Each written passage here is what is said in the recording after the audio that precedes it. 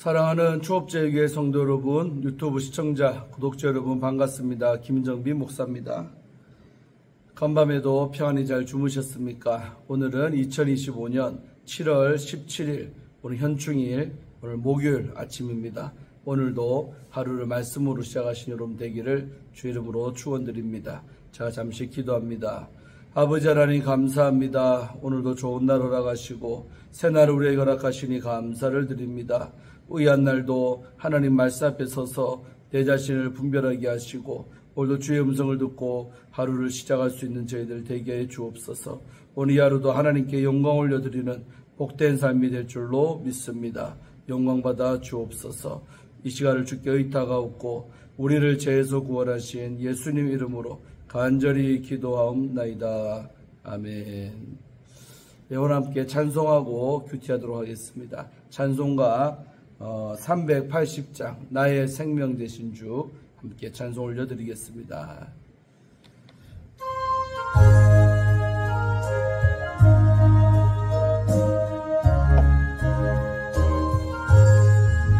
나의 생명 되신 주 주님 앞에 나갑니다. 주의 흘린 보혈로 정케하사 받아 주소서. 날마다 주를 찬송하겠네. 주의 사랑 줄로서 나를 굳게 잡아 매소서. 괴로운 세상 지낼 때 나를 인도하여 주소서. 주를 믿고 나가며 나의 길을 잃지 않겠네. 날마다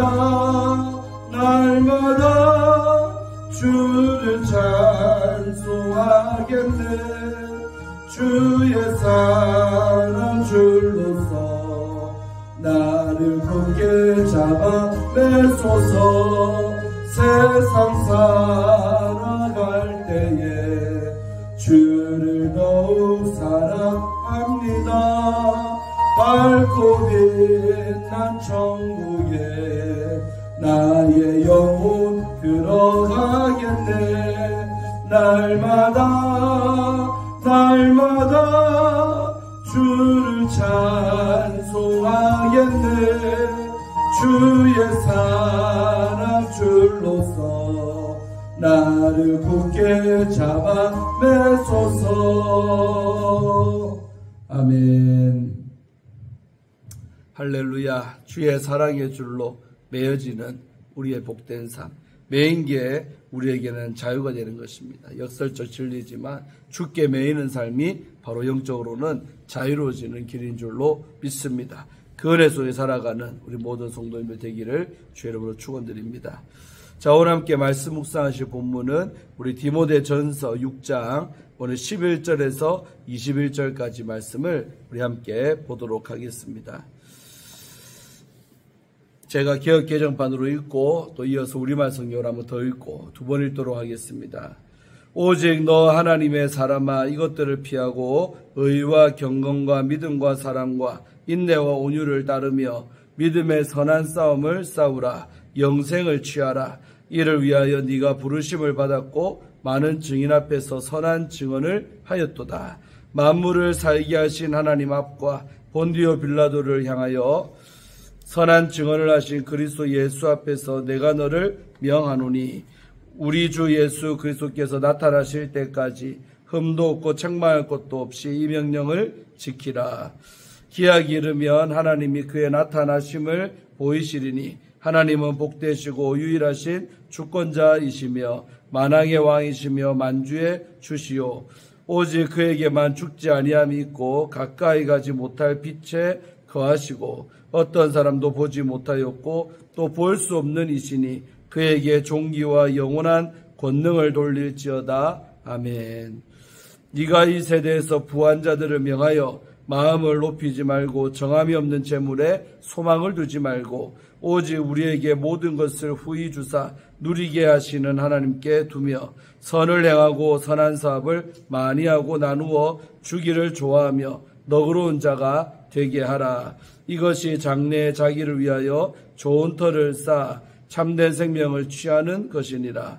디모데야, 망령되고 헛된 말과 거짓된 지식의 반론을 피함으로 내게 부탁한 것을 지키라. 이것을 따르는 사람들이 있어 믿음에서 벗어났느니라. 은혜가 너희와 함께 있을지어다. 아멘. 또 이어서 우리말 성경으로 함께 더 읽겠습니다. 오 하나님의 사람아, 너는 이것들을 멀리하여라. 의와 경건과 믿음과 사랑과 인내와 온유를 추구하여라. 믿음의 선한 싸움을 싸워라. 영원한 영생을 붙들어라. 네가 이것을 위해 부르심을 받았고 또 많은 증인들 앞에서 선한 고백을 했다. 나는 만물의 생명을 주시는 하나님 앞과 본디오 빌라도에게 선한 고백으로 증언하신 그리스도 예수 앞에서 내게 명령한다. 너는 우리 주 예수 그리스도께서 나타나실 때까지 흠도 없고 책망할 것도 없이 이 명령을 지켜라. 때가 되면 하나님께서 예수 그리스도의 나타나심을 보이실 것이다. 하나님은 복되시고 홀로 하나이신 주권자이시며 만왕의 왕이시요 만주의 주이시다. 오직 그만이 죽지 않으시고 가까이 갈 수 없는 빛 가운데 거하시며 아무 사람도 보지 못했고 볼 수도 없는 분이시다. 그분께 존귀와 영원한 능력이 있기를 빈다. 아멘. 너는 이 세대에 부유한 사람들에게 명령해서 교만하지 말고 덧없는 재물에 소망을 두지 말며 오직 우리에게 모든 것을 풍성히 주어 누리게 하시는 하나님께 소망을 두게 하여라. 또한 선을 행하고 좋은 일을 많이 하고 아낌없이 베풀고 기꺼이 나누어 주게 하여라. 그렇게 함으로 그들이 자신들을 위해 기초를 든든히 쌓아 앞날에 참된 생명을 얻게 하여라. 디모데야, 내게 부탁한 것을 지키고 거짓된 지식에서 나오는 속된 말과 논쟁들을 피하여라. 어떤 사람들은 이것을 주장하다가 믿음에서 떠났다. 은혜가 너와 함께 있기를 빈다. 아멘. 예, 오늘 본문 말씀 함께 주의하면서 또 나눠보도록 하겠습니다. 바울은 재물에 대한 경고를 마친 후에 이제 디모데에게 개인적으로 도전과 격려의 말을 전하고 있습니다. 이 마지막 단락에서 디모데에게 대한 개인적인 권면 11절에서 16절 말씀이고요. 또 부자들에 대한 추가 지침 17절, 18절, 19절, 그리고 마지막 경고와 축복 20절, 21절로 이렇게 나누어질 수 있습니다. 자, 먼저 우리 11절로 16절 디모데에 대한 개인적 권면에 대해서 한번 살펴보도록 하겠습니다. 11절에서 바울은 오직 너 하나님의 사람아라는 호칭으로 디모데를 부르며 강조점을 전환하고 있습니다. 하나님의 사람이라는 표현은 구약에서 주로 모세, 다윗, 선지자들과 같은 하나님의 특별한 종들을 가리키는데 사용된 말입니다. 디모데후서 3장 17절에서도 사용되어 디모데의 특별한 소명과 책임을 바로 강조하고 있습니다. 바울은 디모데에게 두 가지 상호 보완적 명령을 내리고 있습니다. 먼저 이것들을 피하라는 말은 거짓 교사들의 특성과 또한 재물에 대한 사랑을 적극적으로 거부하라는 바로 뜻입니다. 그 다음은 따르라인데 그 대상으로 6가지 덕목을 바로 제시하고 있지요.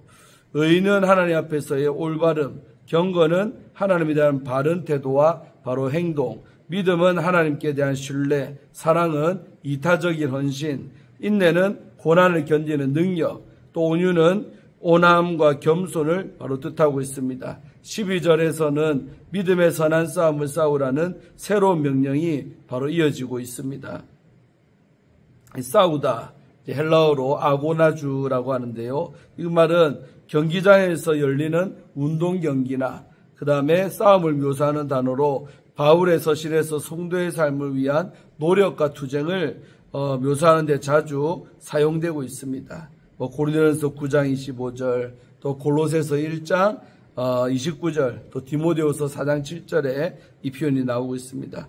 디모데가 직면한 영적 싸움의 현실을 바로 강조하고 있는 말이지요. 영생을 취하라는 명령은 이 싸움의 목적을 바로 보여주고 있는 말입니다. 취하다, 우리 에필람 바노마이라는 어려운 단어인데 헬라어를 쓰고 있는데 이 말은 강하게 붙잡는 행동을 나타내는 뜻이랍니다. 디모데가 이미 소유한 영생을 적극적으로 붙들고 또 실현해야 함을 바로 의미하는 단어지요. 이 영생은 디모데가 부르심을 받은 목적이며 그가 많은 증인들 앞에 선한 증언했을 때 이미 시작된 것입니다. 그래서 우리의 믿음생활의 목표도 바로 영생 아니겠습니까? 영원히 사는 것. 바로 그것이 우리의 목적이죠. 선한 증언은 디모데의 안수식보다는 회심이나 세례받았을 때 했던 신앙 고백일 가능성이 바로 있습니다. 또 13절, 14절에서는 엄숙한 명령이 이어지고 있습니다. 바울은 하나님을 만물을 살게 하신 하나님으로 묘사하고 있는데 이는 창조주이자 생명의 원천이신 하나님을 바로 가리킵니다. 그리스도께서 본디오 빌라도를 향하여 선한 증언하셨다는 진술은 그분의 담대한 증언을 가리키는 바로 그런 말이 되겠습니다. 요한복음 18장 33절로 37절에 나오는 바로 예수님과 어떤 빌라도에 대한 부분 생각나십니까? 그래서 디모데에게 같은 담대함을 권면하기 위해 언급한 것으로 보입니다. 그러니까 예수님이 빌라도 앞에 담대했던 것처럼 너도 담대하라는 것을 말하기 위해 예수님 본디오 빌라도 앞에서 선한 증언을 했던 것을 이야기하고 있는 거죠. 자, 18, 14절에서 바울의 핵심 명령은 그리스도의 재림 때까지 흠도 책망할 것도 없이 이 명령을 지키라는 바로 것입니다. 이 명령은 바울이 전달한 복음의 교훈 전체를 가리키는 것으로 보입니다. 흠도 책망받을 것도 없이 지키라는 표현은 이 명령을 순수하게 보존하고 충실히 따라야 함을 바로 강조하고 있는 것이죠. 15절에서 16절은 찬양시의 바로 형태가 되겠습니다. 이 찬양시는 하나님을 복되시고 유일하신 주권자라고 표현하는데 이는 유일하신 하나님을 나타내는 유대적인 표현이 되겠습니다. 만왕의 왕, 우리 에스겔 26장 7절에 나오고 또 다니엘서 2장 39절에 나오는 말입니다. 만왕의 왕이시며 또 만주의 주이신, 만주의 주라는 말은 또 우리 신명기 10장 17절 또 시편 136편 3절에 나오고요. 이런 만주의 주 라시라는 칭호는 구약에서 하나님의 최고 주권을 바로 나타내는 그런 표현, 만왕의 왕 또 만주의 주 이런 표현들 그렇습니다. 16절에서 하나님의 초월성이 더욱 바로 강조되고 있습니다. 바울은 하나님의 불멸성, 또 접근 불가능성, 불가시성을 바로 강조하고 있습니다. 이 묘사들은 모세의 경험, 출애굽기 33장 20절이었죠. 모세의 경험과 또 이사야의 환상, 이사야 6장 5절에 나오죠. 그런 것에서 묘사되는 초월적 하나님을 바로 가리키고 있습니다. 바울은 하나님께 존귀와 영원한 권능을 돌리며 찬양시를 바로 마무리하고 있습니다. 자, 그 다음에 우리 17절, 18절, 19절은 부자들에 대한 추가 지침이 나오고 있지요. 자, 보시면 바울은 부자들에 대한 지침으로 돌아가서 앞서 논의한 주제를 보완하고 있습니다. 6절에서 10절이었죠. 여기서 초점은 돈을 사랑하는 자들이 아니라 이미 부한 자들을 바로 말하고 있는 거죠. 17절에서 이들에게 명하는 내용은 바로 네 가지가 되겠습니다. 첫째, 마음을 높이지 말고는 부에 대한 교만을 경계하라는 바로 말이 되겠습니다. 그 다음에 둘째는 정함이 없는 재물에 소망을 두지 말고는 재물의 불확실성과 일시적 성격을 강조해 재물에 의존하는 태도를 바로 막는 말이 되겠습니다. 셋째, 오직 우리에게 모든 것을 후히 주사 누리게 하시는 하나님께 소망을 두며는 하나님의 관대한 공급하심을 묘사하여 그가 소망의 대상이 되어야 함을 강조하고 있습니다. 맞지요? 넷째, 선을 행하고 선한 사업을 많이 하고 나누어 주기를 좋아하며 너그러운 자가 되게 하라. 18절이었죠. 이거는 부자들이 그들의 재산을 어떻게 사용해야 하는지를 잘 보여주고 있는 말이지요.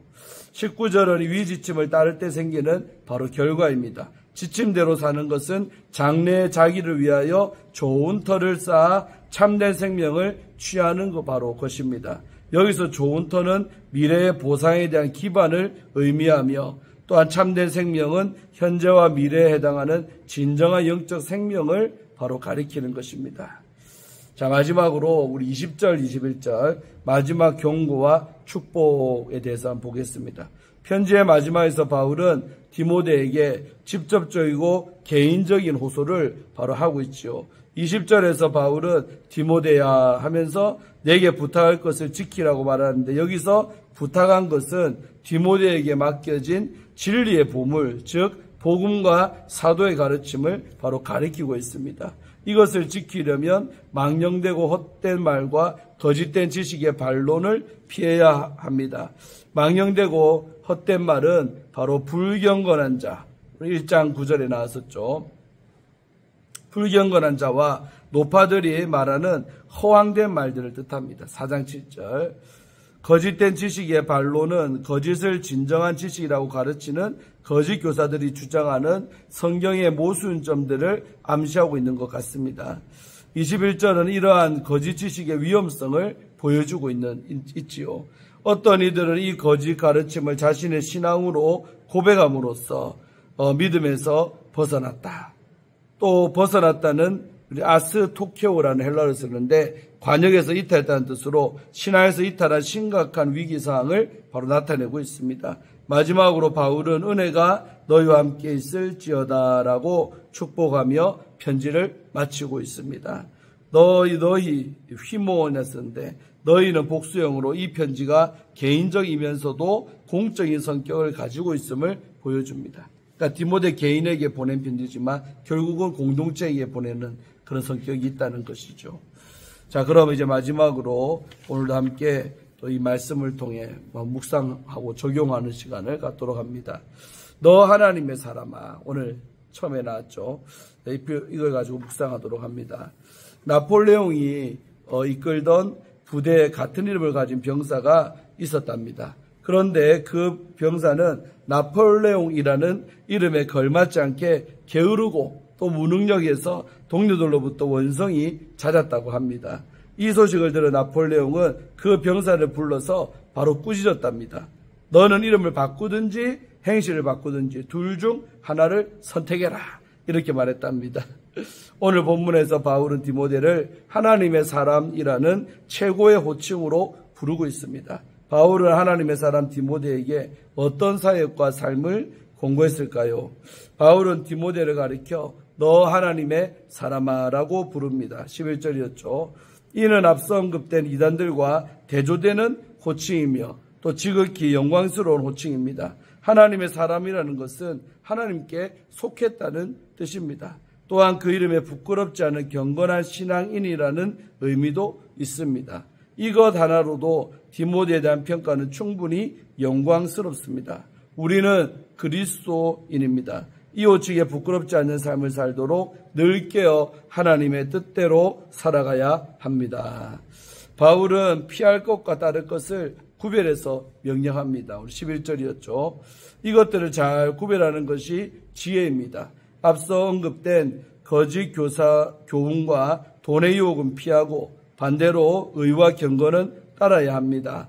어리석은 자는 피해야 할 것을 따라가고 따라가야 할 것을 피합니다. 거꾸로 한다는 거죠.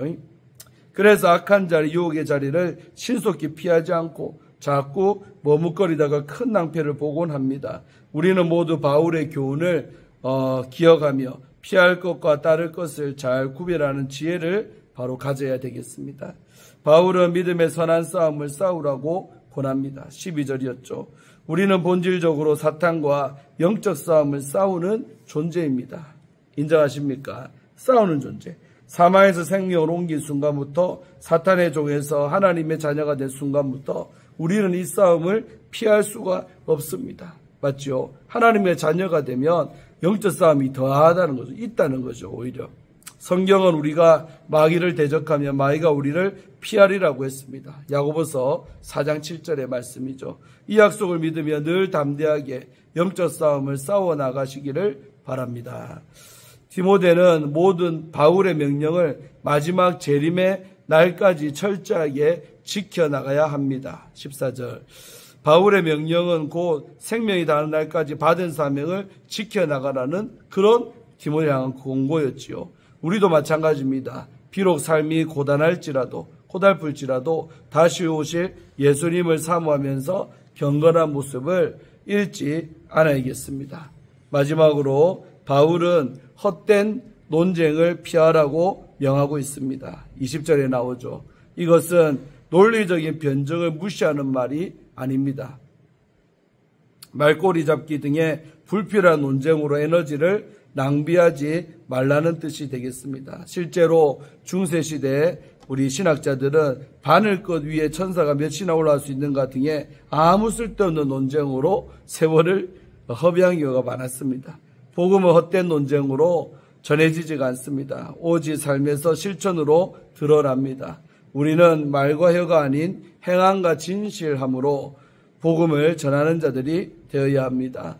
바울은 믿음의 아들 디모데를 하나님의 사람이라고 부르며 그 하나님의 사람이 마땅히 행해야 할 것들을 교훈하고 있습니다. 거짓된 교훈을 피하고 의와 진리를 따르며 영적 싸움을 싸우고 주님이 다시 오실 때까지 선한 증인의 사명을 지키라는 것입니다.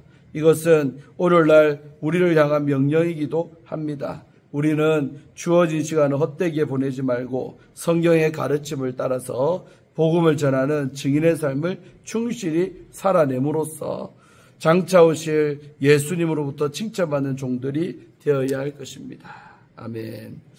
그래서 우리가 정말 디모데에게 한 권면이지만 또한 이 시대를 사는 우리 모든 그리스도인에게도 오늘 하나님 우리에게 너 하나님의 사람아 이렇게 부르고 있는 줄로 믿습니다. 구약시대 모세나 다윗이나 위대한 선지자에게 불렀던 그 호칭을 디모데에게 썼는데 오늘날 하나님도 우리에게 너 하나님의 사람아 라고 부를 때 우리가 그 이름에 걸맞도록 살도록 또 애쓰고 노력해야 될 것입니다. 오늘 이 하루도 정말 오늘 우리 재헌절인데 정말 뜻깊게 잘 보내시고 또 휴일을 잘 보내시고 또 믿음 안에서 정말 내가 하나님의 사람다운가 한번 다시 생각해 볼 수 있는 그런 거룩한 날 되기를 축원드립니다. 기도하고 마치겠습니다. 하나님 아버지 감사합니다. 오늘도 이 아침에 하나님 말씀을 묵상하며 하루를 시작하게 하심에 감사합니다. 오늘 이 말씀대로 순종하며 살게 하시고 우리도 피해야 할 것은 피하고 또 따라가야 할 것을 따라갈 수 있는 지혜로운 그런 그리스도인들, 사명자들, 또 영적 싸움에 임하는 파이터들이 되게 하여 주시옵소서. 감사드렸고 오늘 이 하루도 하나님의 영광을 드러내는 복된 우리의 삶이 될 줄로 믿습니다. 영광받아 주시옵소서.